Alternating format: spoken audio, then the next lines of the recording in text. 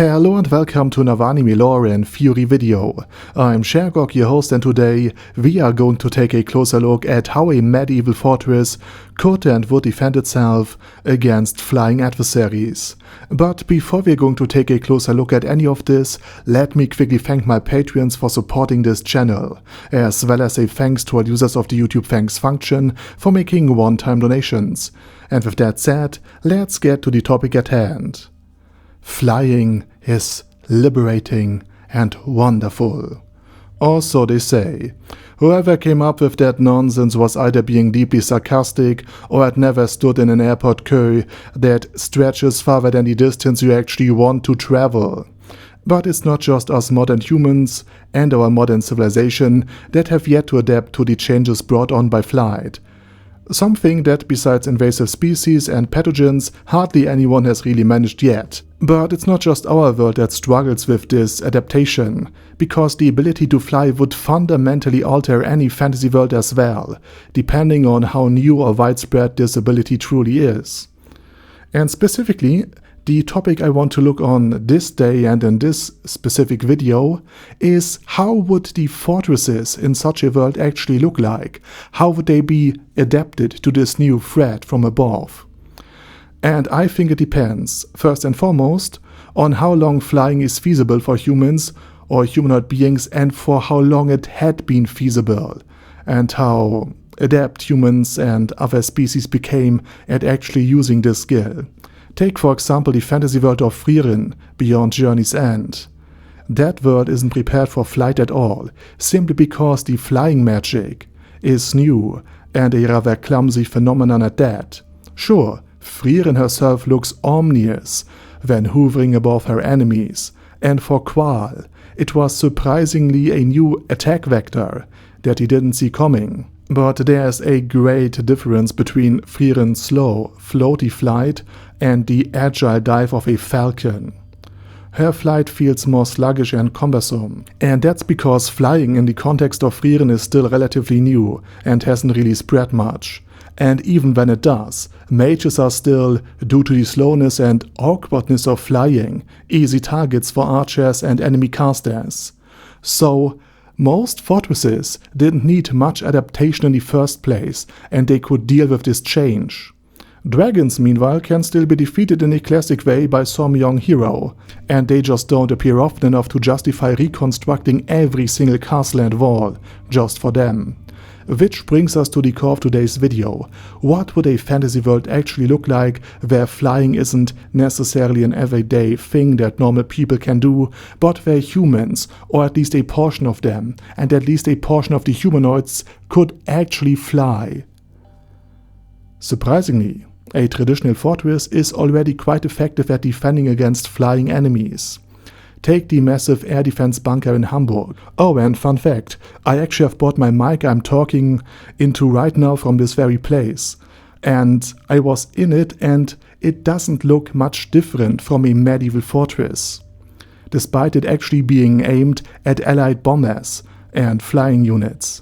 And therefore, based on this, the main changes any fantasy castle would need are basically just stronger roofs with multiple arrow slits angled toward the skies, and platforms for ballistae and other more massive anti-air units. And in most traditional castles, their windows and their arrow slits are already way too narrow to simply fly or climb through. And this bar principle would likely see wider use in protecting older buildings that were erected before flying units truly became a threat. While new windows in new fortresses might be composed of many tiny windows, and they might be equipped with magical antennas and basically similar things that will disrupt the mana of flying creatures and flying casters that fly via magical means, sending them straight crashing down back to Earth.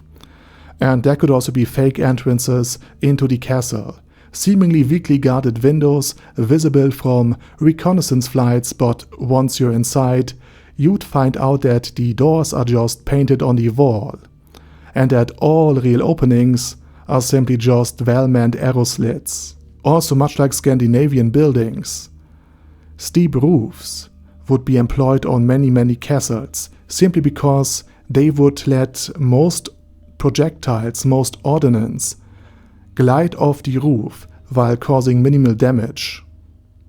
And therefore many modern castles that are well equipped to handle air units would have sharp angled roofs to deflect stones or bombs. And materials resistant to magic might also be used in order to better defend against flying casters that would just fire basically from the skies or from the cover of clouds. So the roof would be basically treated like another wall. And like in any other traditional castle, any modern roof would be already manned by archers and siege weapons, unless you're defending Winterfell from the White Walkers.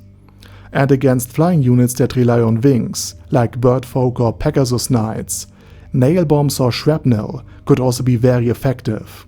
And even normal casters who can conjure up some stone projectiles might just fire them through a kind of magical sieve to create the desired scattered effect.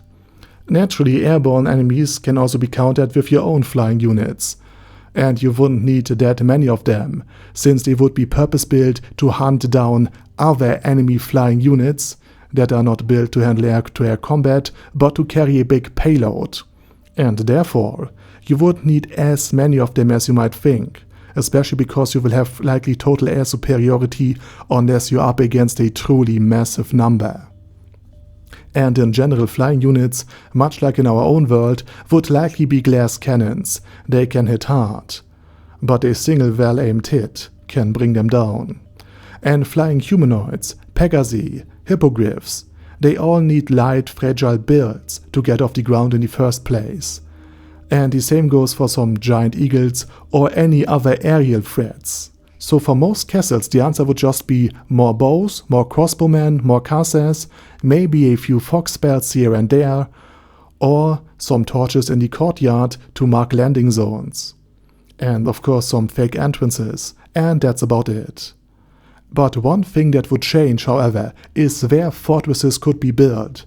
With access to air travel, you could build on even higher cliffs, on even more remote rocks and outcroppings, or perhaps even on magical floating islands.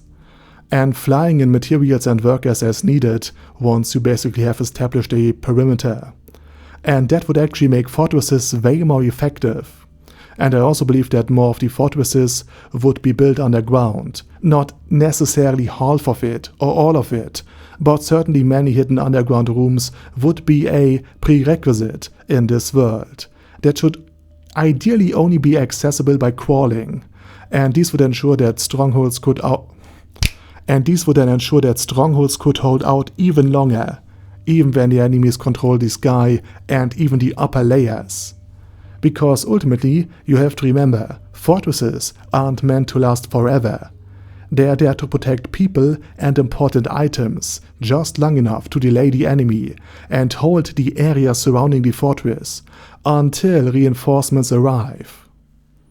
Because without any reinforcement, the best strategy would still be to simply starve the castle out, which, by the way, also saves you from suffering major losses on the attacking side. So that's basically my take on how fortresses and castles might respond to airborne threats. And with that said, now it's your turn. What's your opinion? Let me know down in the comment below. And while you type, I say thank you very much for watching, thanks to all of my Patreons for supporting this channel, and as usual, I say my special thanks to Ada Daddy Ada, ASK, Bad Guy Yee, Bad Burrito 316, Beezer, Ben C, Brandon S, Brandon D, Chrissy, Crowley 0221, Sia, Crystal Prime, Dead Slime, Death is Mercy, Deathless Dragonlord, Demon Xenomorph 1987, Devin Downen, Ding Dong, Din Pep, Dragonlord Placido Saxophone, Duckwagon, Dunkler Krieger, Dystopia, Dystopia II, Enigmatic Unicorn, Feral Shivan, Guy with That Head, Hector Marino, Hoss, Huster, Jacob G, Jana B, Jason, J. Morris, Chromius, Kyle R, Lee K. Long, Legendarius, Le Louche Britannia with a Mustache, Lexus Fox, Lord Nishikien Rai, Lord Touch Me, Love Razor, Merovec, Mr. Shoes, Mr. Tweaker, Michael R, Michael Y, Nope, Oh Hell No, Normal Toad, Oh Kill, Overlord General Gasper, Paddy Pentum, Personage, Ruru, Primus 11, Rhinomere, Q&A Caracos P, Shergox's Daddy, Shadow Lightning Wolf, Shrine Keeper, Sir Axolotl, Super Tier Magic Batista Bomb, Supreme Cheese, Staris, Ted, Texas Deer, The Orc Warboss, Rocket Smasher, T.E. Wang, Vash Hawkeye, Vegito27, Venture Fanatic, Wilhelm, Xenokai, and Sonagon. Thanks guys. Anyway, have a nice day, and I hope to see you all again soon on my next video.